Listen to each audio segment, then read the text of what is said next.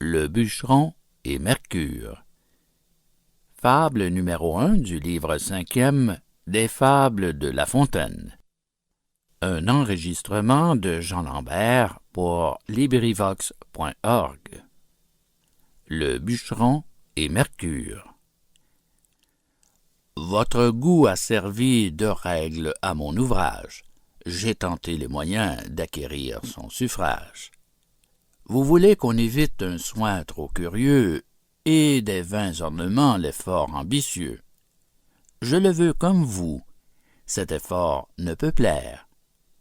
Un auteur gâte tout quand il veut trop bien faire, non qu'il faille bannir certains traits délicats.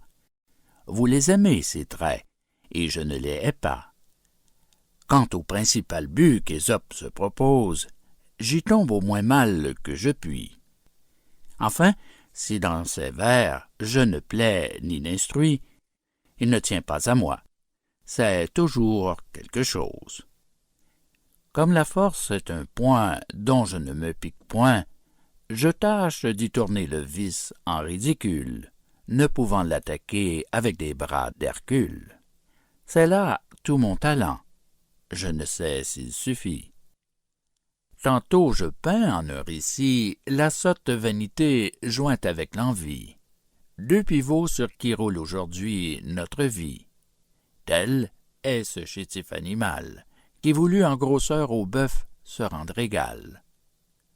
J'oppose quelquefois, par une double image, le vice à la vertu, la sottise au bon sens, les agneaux au loup ravissant, la mouche à la fourmi, faisant de cet ouvrage une ample comédie à 100 actes divers et dont la scène est l'univers. Hommes, dieux, animaux, tout y fait quelque rôle, Jupiter comme un autre. Introduisons celui qui porte de sa part aux belles la parole. Ce n'est pas de cela qu'il s'agit aujourd'hui. Un bûcheron perdit son gagne-pain, c'est sa cognée, et la cherchant en vain, ce fut pitié là-dessus de l'entendre. Il n'avait pas des outils à revendre. Sur celui-ci roulait tout son avoir. Ne sachant donc où mettre son espoir, sa face était de pleurs toute baignée. « Ô ma cognée, ô ma pauvre cognée !» s'écria-t-il. « Jupiter, rends-la-moi, je tiendrai l'être encore un coup de toi. » Sa plainte fut de l'Olympe entendue. Mercure vient. « Elle n'est pas perdue, » lui dit ce dieu. « La connaîtrais-tu bien? Je crois l'avoir près d'ici rencontrée. » Lors une d'or à l'homme était montrée. Il répondit « Je n'y demande rien. » Une d'argent succède à la première. Il la refuse. Enfin, une de bois. « Voilà, dit-il, la mienne cette fois. Je suis content si j'ai cette dernière. » « Tu les auras, dit le dieu, toutes trois.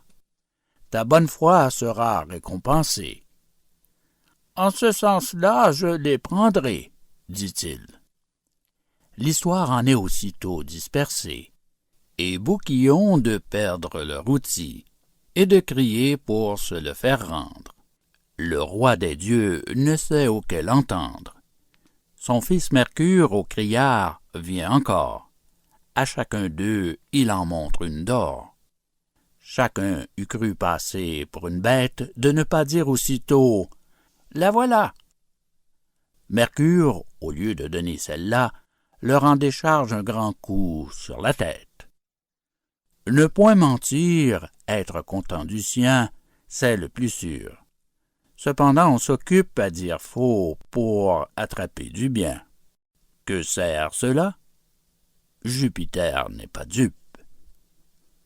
Fin de Le bûcheron et Mercure. Fable numéro 1 du livre 5e de La Fontaine. Cet enregistrement appartient au domaine public.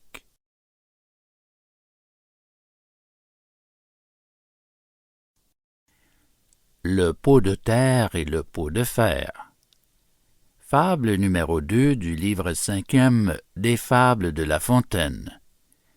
Cet enregistrement est fait pour LibriVox.org par Jean Lambert. Le pot de terre et le pot de fer. Le pot de fer proposa au pot de terre un voyage. Celui-ci s'en excusa, disant qu'il ferait que sage de garder le coin du feu, car il lui fallait si peu, que la moindre chose de son débris serait la cause. Ils n'en reviendront morceaux. Pour vous, dit-il, dont la peau est plus dure que la mienne, je ne vois rien qui vous tienne. Nous vous mettrons à couvert, repartit le pot de fer. Si quelque matière dure vous menace d'aventure, entre deux je passerai, et du coup vous sauverez. Cette offre le persuade. Pot de fer, son camarade, se met droit à ses côtés. Mes gens s'en vont à trois pieds, clopin, comme ils peuvent, l'un contre l'autre jetés, au moindre hoquet qu'ils trouvent. Le pot de terre en souffre. Il n'eut pas fait 100 pas que par son compagnon il fut mis en éclat, sans qu'il eût lieu de se plaindre.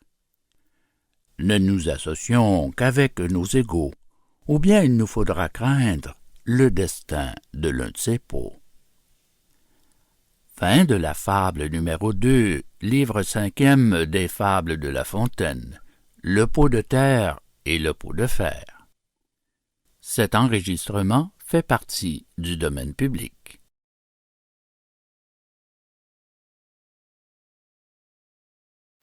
Le petit poisson et le pêcheur. Fable numéro 3 du livre 5e des Fables de La Fontaine. Un enregistrement de Jean Lambert pour LibriVox.org. Le petit poisson et le pêcheur. Petit poisson deviendra grand pourvu que Dieu lui prête vie. Mais le lâcher en attendant, je tiens pour moi que c'est folie. Car le rattraper, il n'est pas trop certain. Un carpeau qui n'était encore que fretin fut pris par un pêcheur au bord d'une rivière. Tout fait nombre, dit l'homme en voyant son butin. Voilà commencement de chair et de festin. Mettons-le en notre gibecière. Le pauvre Carpillon lui dit en sa manière, « Que ferez-vous de moi? Je ne saurais fournir au plus qu'une demi-bouchée. Laissez-moi carpe devenir, je serai par vous repêché. Quelque gros partisan m'achètera bien cher. Au lieu qu'il vous en faut chercher, peut-être encore 100 de ma taille pour faire un plat. Quel plat? Croyez-moi, rien qui vaille. Rien qui vaille? Eh bien soit, repartit le pêcheur. Poisson, mon bel ami, qui faites le pêcheur, vous irez dans la poêle, et vous aurez beau dire, dès ce soir, on vous fera frire. Un tien vaut, se dit-on, mieux que deux tu l'auras. L'un est sûr, l'autre ne l'est pas. Fin de Le petit poisson et le pêcheur. Fable numéro 3 du livre 5e des Fables de La Fontaine. Cet enregistrement appartient au domaine public.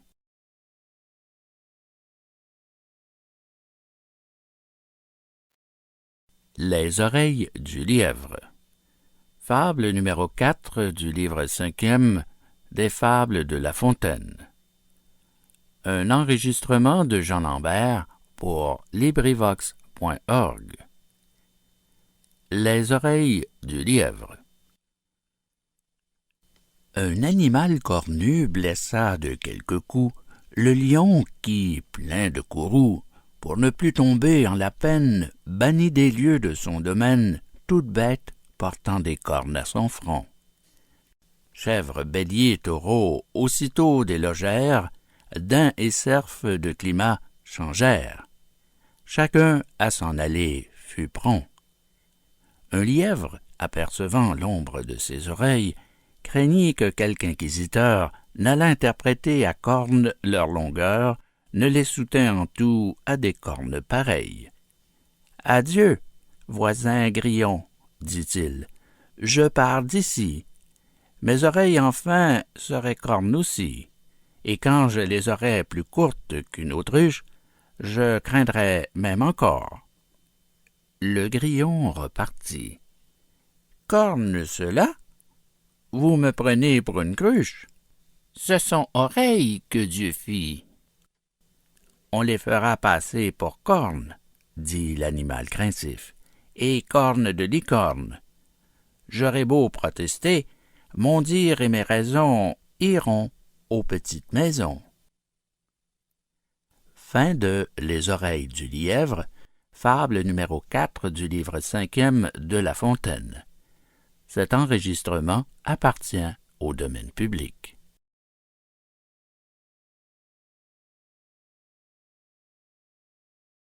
Le renard ayant la queue coupée.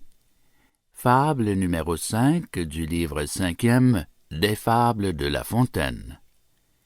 Enregistrement fait pour LibriVox par Jean Lambert. Le renard ayant la queue coupée. Un vieux renard, mais des plus fins, grand croqueur de poulets, grand preneur de lapins, sentant son renard de lieu, fut enfin au piège attrapé. Par grand hasard, en étant échappé, non pas franc, car pour gage, il y laissa sa queue. S'étant, dis-je, sauvé, sans queue et tout honteux, pour avoir des pareils, comme il était habile, un jour que les renards tenaient conseil entre eux, « Que faisons-nous, dit-il, de ce poids inutile, et qui va balayant tous les sentiers fangueux? Que nous sert cette queue? Il faut qu'on se la coupe. Si l'on me croit, chacun s'y résoudra. » « Votre avis est fort bon, dit quelqu'un de la troupe. Mais tournez-vous de grâce, et l'on vous répondra. » À ces mots, il se fit une telle huée que le pauvre écourté ne put être entendu. Prétendre ôter la queue eût été temps perdu. La mode en fut continuée. Fin de la fable numéro 5 du livre 5e de La Fontaine. Le renard ayant la queue coupée. Cet enregistrement appartient au domaine public.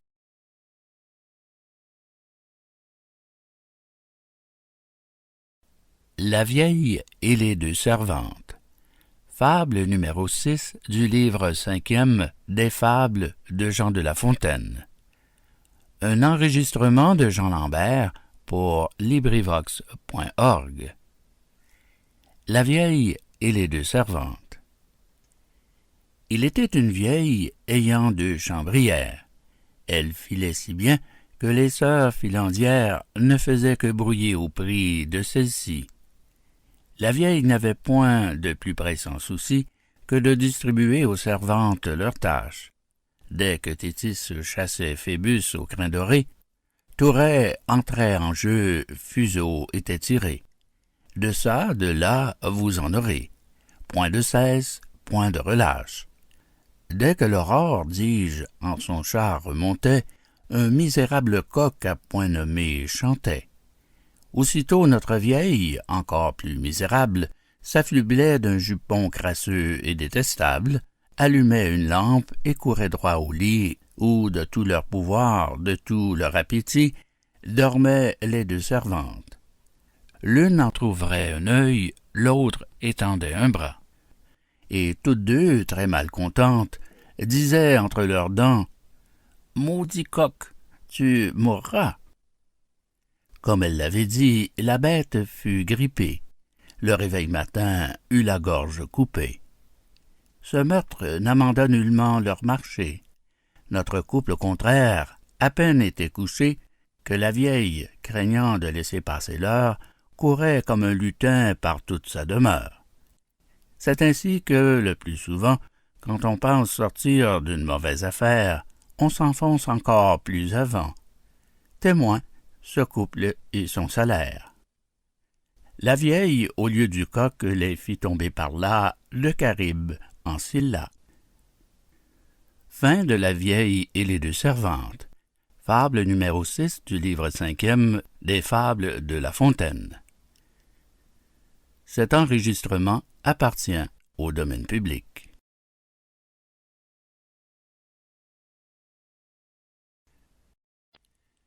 Le satyre et le passant. Fable numéro 7 du livre 5e des Fables de Jean de La Fontaine. Un enregistrement de Jean Lambert pour LibriVox.org. Le satyre et le passant. Au fond d'un âtre sauvage, un satyre et ses enfants allaient manger leur potage et prendre des cuelles aux dents. On les eût vus sur la mousse, lui, sa femme et mes petits. Ils n'avaient tapis ni housse, mais tous fort bon appétit. Pour se sauver de la pluie, entre un passant morfondu. Au brouet on le convie. Il n'était pas attendu. Son hôte n'eut pas la peine de le se mondre deux fois. D'abord, avec son haleine, il se réchauffe les doigts. Puis, sur le mets qu'on lui donne, délicat, il souffle aussi. Le satyre s'en étonne. Notre autre, à quoi bon ceci? L'un refroidit mon potage, l'autre réchauffe ma main. Vous pouvez, dit le sauvage, reprendre votre chemin. Ne plaise aux dieux que je couche avec vous sous même toit, arrière ceux dont la bouche souffle le chaud et le froid. Fin de Le satyre et le passant, fable numéro 7, livre 5e, des Fables de La Fontaine. Cet enregistrement fait partie du domaine public.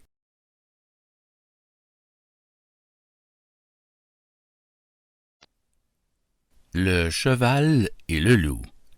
Fable numéro 8 du livre 5e des Fables de Jean de La Fontaine. Un enregistrement de Jean Lambert pour LibriVox.org. Le cheval et le loup.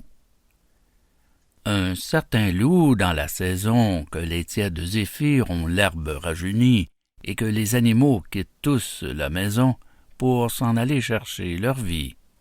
Un loup, dis-je, au sortir des rigueurs de l'hiver, aperçut un cheval qui avait mis au vert. Je laisse à penser quelle joie. « Bonne chasse, dit-il, qu'il l'aurait à son croc. Et que n'es-tu mouton, car tu me serais hoc, au lieu qu'il faut ruser pour avoir cette proie. Ruse donc. » Ainsi dit, il vient à pas compter, se dit écolier d'Hippocrate, qu'il connaît les vertus et les propriétés de tous les simples de ses prés, qu'il sait guérir, sans qu'il se flatte, toutes sortes de maux. Si Don Coursier voulait ne point sceller sa maladie, lui loup gratis le guérirait. Car le voir en cette prairie paître ainsi sans être lié, témoignait quelque mal, selon la médecine. « J'ai, dit la bête chevaline, une aposthume sous le pied. »« Mon fils, dit le docteur, il n'est point de partie susceptible de tant de maux. J'ai l'honneur de servir nos seigneurs les chevaux, et fais aussi la chirurgie. » Mon galant ne songeait qu'à bien prendre son temps, afin de happer son malade. L'autre, qui s'en doutait, lui lâche une ruade qui vous lui met en marmalade les mandibules et les dents. « C'est bien fait, dit le loup en soi-même fort triste. Chacun à son métier doit toujours s'attacher. Tu veux faire ici l'herboriste, et ne fus jamais que boucher. Fin de Le cheval et le loup, fable numéro 8, livre 5e des Fables de La Fontaine. Cet enregistrement fait partie du domaine public. Le laboureur et ses enfants. Fable numéro 9 du livre 5e des Fables de La Fontaine. Un enregistrement de Jean Lambert pour LibriVox.org. Le laboureur et ses enfants. Travaillez, prenez de la peine, c'est le fond qui manque le moins. Un riche laboureur, sentant sa fin prochaine, fit venir ses enfants, leur parla sans témoin. « Gardez-vous, leur dit-il, de vendre l'héritage que nous ont laissé nos parents. Un trésor est caché dedans. Je ne sais pas l'endroit, mais un peu de courage vous le fera trouver. Vous en viendrez à bout. Remuez votre champ dès que l'on aura fait l'out. Creusez, fouillez, bêchez, ne laissez nulle place où la main ne passe et repasse. Le père mort, les fils vous retournent le champ. De ça, de là, partout. Si bien qu'au bout de l'an, il en rapporta davantage. D'argent, point de cachet. Mais le père fut sage de leur montrer avant sa mort que le travail est un trésor. Fin de Le laboureur et ses enfants, fable numéro 9 du livre 5e des Fables de La Fontaine. Cet enregistrement appartient au domaine public.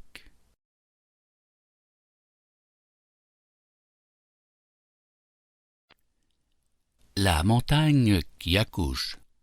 Fable numéro 10 du livre 5e des Fables de Jean de La Fontaine. Un enregistrement de Jean Lambert pour LibriVox.org. La montagne qui accouche. Une montagne en mal d'enfant jetait une clameur si haute que chacun, au bruit accourant, crut qu'elle accoucherait sans faute d'une cité plus grosse que Paris. Elle accoucha d'une souris. Quand je songe à cette fable dont le récit est menteur et le sens est véritable, je me figure un auteur qui dit « Je chanterai la guerre que firent les titans au maître du tonnerre. » C'est promettre beaucoup, mais qu'en sort-il souvent? Du vent. Fin de La montagne qui accouche. Fable numéro 10 du livre 5e des Fables de La Fontaine. Cet enregistrement fait partie du domaine public.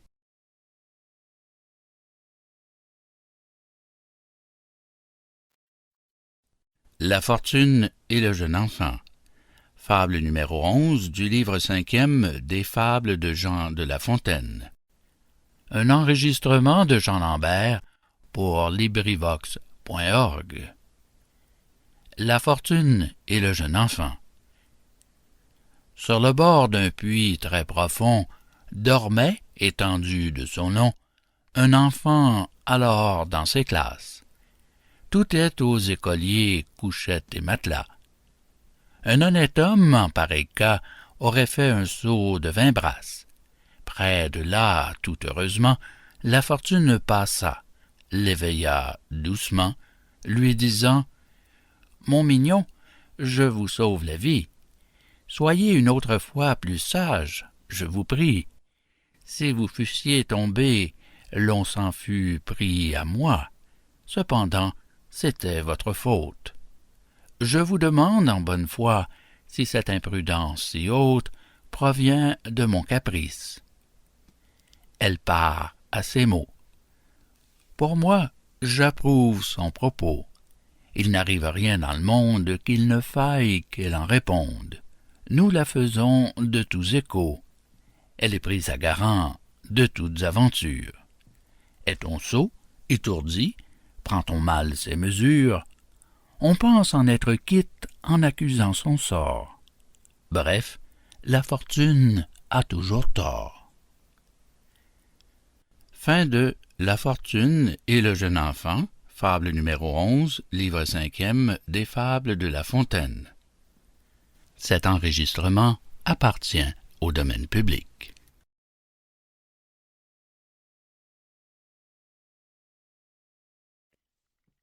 Les médecins. Fable numéro 12 du livre 5e des Fables de Jean de La Fontaine. Un enregistrement de Jean Lambert pour LibriVox.org. Les médecins. Le médecin tant pis allait voir un malade que visitait aussi son confrère, tant mieux. Ce dernier espérait, quoique son camarade soutint que le gisant irait voir ses aïeux. Tous deux s'étant trouvés différents pour la cure, leur malade paya le tribut à nature, après qu'en ses conseils tant pis eût été cru. Il triomphait encore sur cette maladie.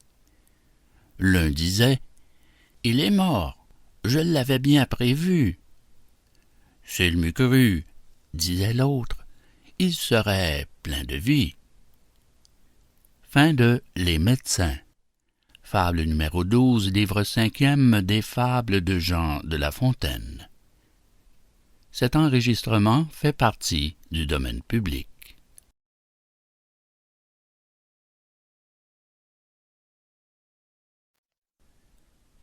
La poule aux œufs d'or. Fable numéro 13 du livre 5e des Fables de Jean de La Fontaine. Enregistrement fait pour LibriVox.org par Jean Lambert. La poule aux œufs d'or. L'avarice perd tout en voulant tout gagner. Je ne veux, pour le témoigner, que celui dont la poule, à ce que dit la fable, pondit tous les jours un œuf d'or. Il crut que dans son corps, elle avait un trésor. Il la tua, l'ouvrit, la trouva semblable à celle dont les œufs ne lui rapportaient rien, s'étant lui-même ôté le plus beau de son bien. Belle leçon pour les gens chiches.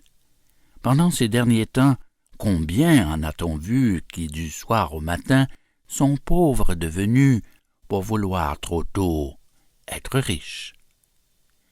Fin de La poule aux œufs d'or, fable numéro 13, livre 5e des Fables de La Fontaine. Cet enregistrement fait partie du domaine public.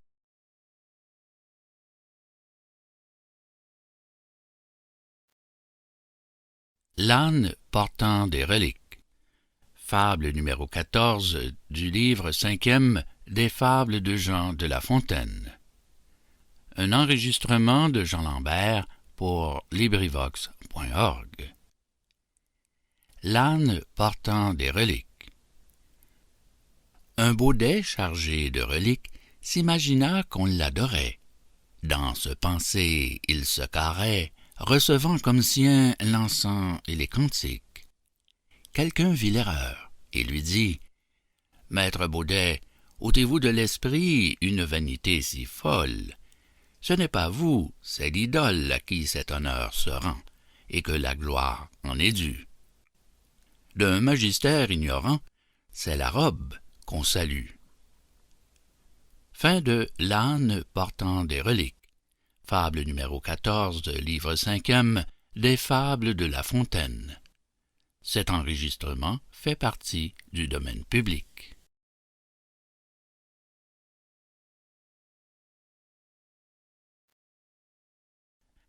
Le cerf et la vigne. Fable numéro 15 du livre 5e des Fables de Jean de La Fontaine. Un enregistrement de Jean Lambert pour LibriVox.org. Le cerf et la vigne.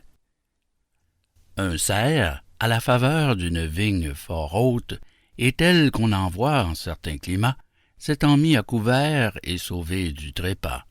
Les veneurs, pour ce coup, croyaient leurs chiens en faute, ils les rappellent donc. Le cerf, hors de danger, broute sa bienfaitrice. Ingratitude extrême. On l'entend, on retourne, on le fait déloger. Il vient mourir en ce lieu même. « J'ai mérité, dit-il, ce juste châtiment. Profitez-en, ingrat. » Il tombe en ce moment. La meute en fait curer. Il lui fut inutile de pleurer au veneur à sa mort arrivée. Vraie image de ceux qui profanent l'asile qui les a conservés. Fin de Le cerf et la vigne. Fable numéro 15, livre 5e des Fables de La Fontaine. Cet enregistrement fait partie du domaine public.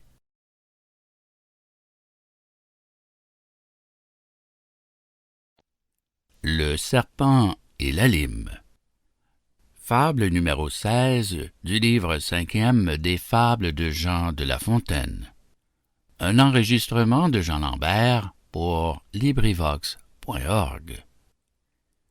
Le serpent et la lime. On conte qu'un serpent, voisin d'un horloger, c'était pour l'horloger un mauvais voisinage, entra dans sa boutique et, cherchant à manger, n'y rencontra pour tout potage qu'une lime d'acier qu'il se mit à ronger. Cette lime lui dit, sans se mettre en colère, « Pauvre ignorant, et que prétends-tu faire? Tu te prends à plus dur que toi, petit serpent tête folle.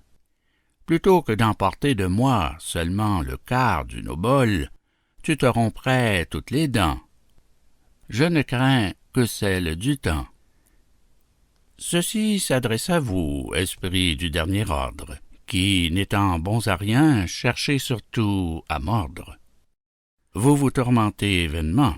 Croyez-vous que vos dents impriment leurs outrages sur tant de beaux ouvrages? Ils sont pour vous d'airain, d'acier, de diamant. Fin de Le serpent et la lime, fable numéro 16, livre 5e des Fables de La Fontaine. Cet enregistrement appartient au domaine public.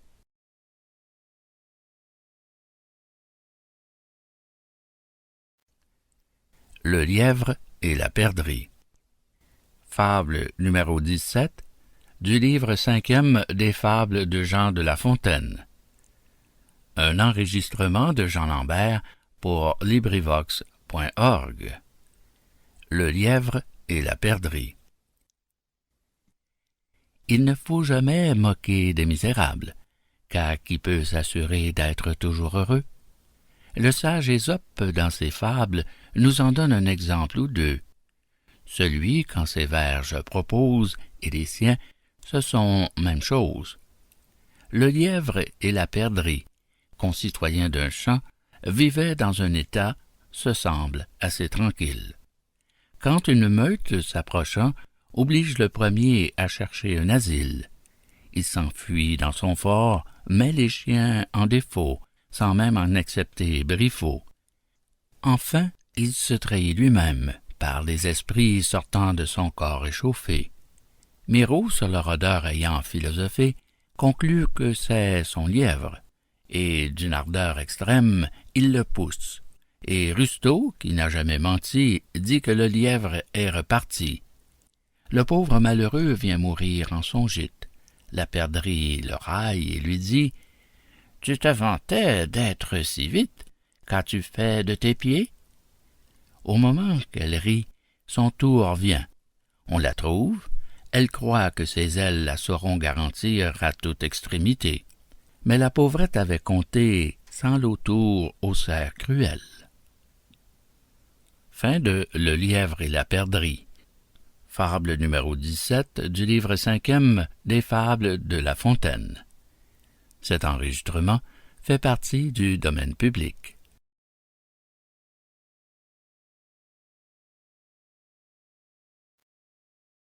L'aigle et le hibou. Fable numéro 18 du livre 5e des Fables de La Fontaine. Un enregistrement de Jean Lambert pour LibriVox.org. L'aigle et le hibou. L'un jura à foi de roi, l'autre foi de hibou, qu'ils ne se goberaient leurs petits peu ni prou. « Connaissez-vous les miens? » dit l'oiseau de Minerve. « Non, » dit l'aigle. « Tant pis, » reprit le triste oiseau. « Je crains qu'en ce cas pour leur peau. C'est hasard si je les conserve. Comme vous êtes roi, vous ne considérez qui ni quoi. Roi et Dieu mettent, quoi qu'on leur dit, tout en même catégorie. Adieu, mes nourrissons, si vous les rencontrez. Peignez-les-moi, dit l'aigle, ou bien me les montrez, je n'y toucherai de ma vie. Le hibou repartit. Mes petits sont mignons, beaux, bien faits et jolis sur tous leurs compagnons. Vous les reconnaîtrez sans peine à cette marque. N'allez pas l'oublier, retenez-la si bien que chez moi la maudite parque n'entre point par votre moyen. Il avait qu'au hibou Dieu donna géniture, de façon qu'un beau soir qu'il était en pâture, notre aigle aperçut d'aventure dans les coins d'une roche dure ou dans les trous d'une massure, je ne sais pas lequel des deux, de petits monstres fort hideux. Rechignés, un air triste, une voix de mégère. Ces enfants ne sont pas, dit l'aigle à notre ami. Croquons-les. Le galant n'en fit pas à demi. Ces repas ne sont point repas à la légère. Le hibou de retour ne trouve que les pieds de ses chers nourrissons, hélas, pour toute chose. Il se plaint, et les dieux sont par lui suppliés de punir le brigand qui de son deuil est cause. Quelqu'un lui dit alors, « N'en accuse que toi, ou plutôt la commune loi qui veut qu'on trouve son semblable, beau, bien fait et surtout aimable. Tu fis de tes enfants à l'aigle ce portrait. En avait-il le moindre trait? » Fin de L'aigle et le hibou, fable numéro 18 du livre 5e des Fables de La Fontaine. Cet enregistrement appartient au domaine public.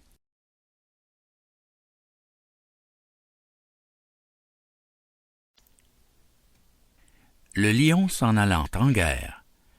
Fable numéro 19, livre 5e des Fables de Jean de La Fontaine. Un enregistrement de Jean Lambert pour LibriVox.org. Le lion s'en allant en guerre. Le lion dans sa tête avait une entreprise. Il tint conseil de guerre, envoya ses prévôts, fit avertir les animaux.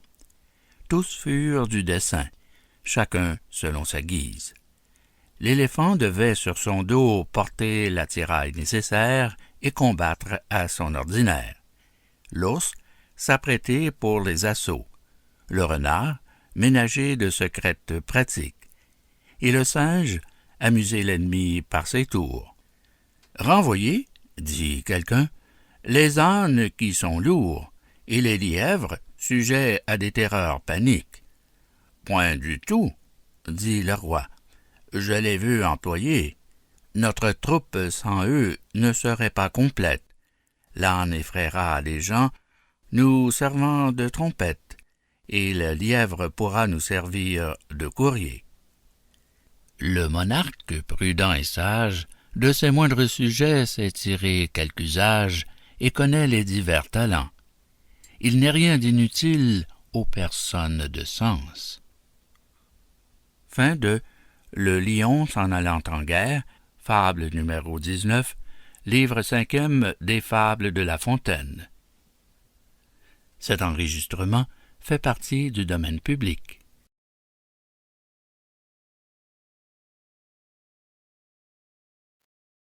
L'ours et les deux compagnons. Fable numéro 20 du livre 5e des Fables de Jean de La Fontaine.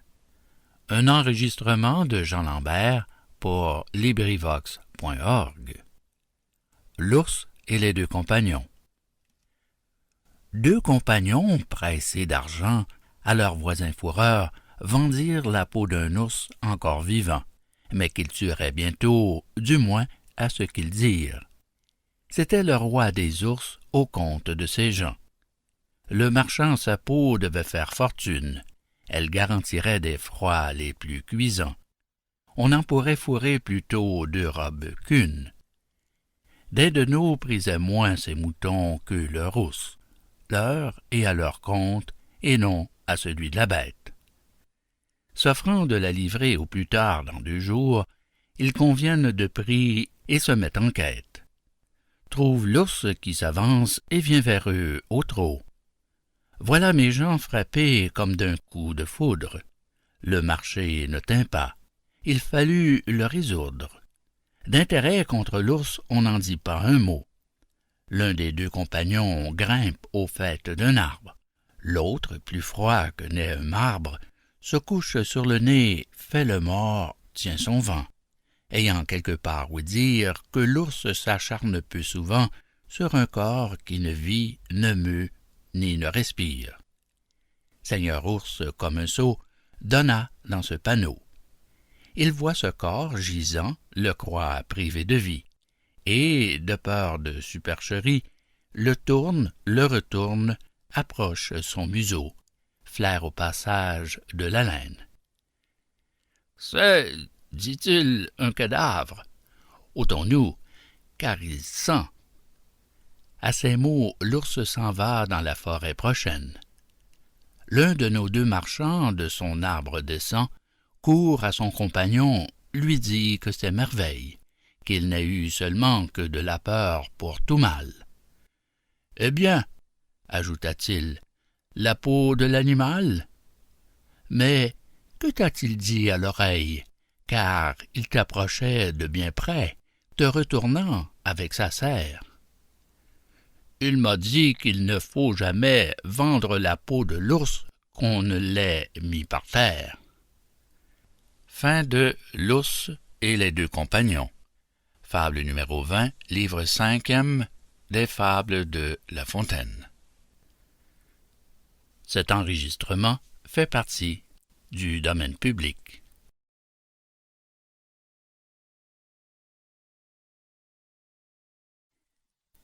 L'âne vêtu de la peau du lion.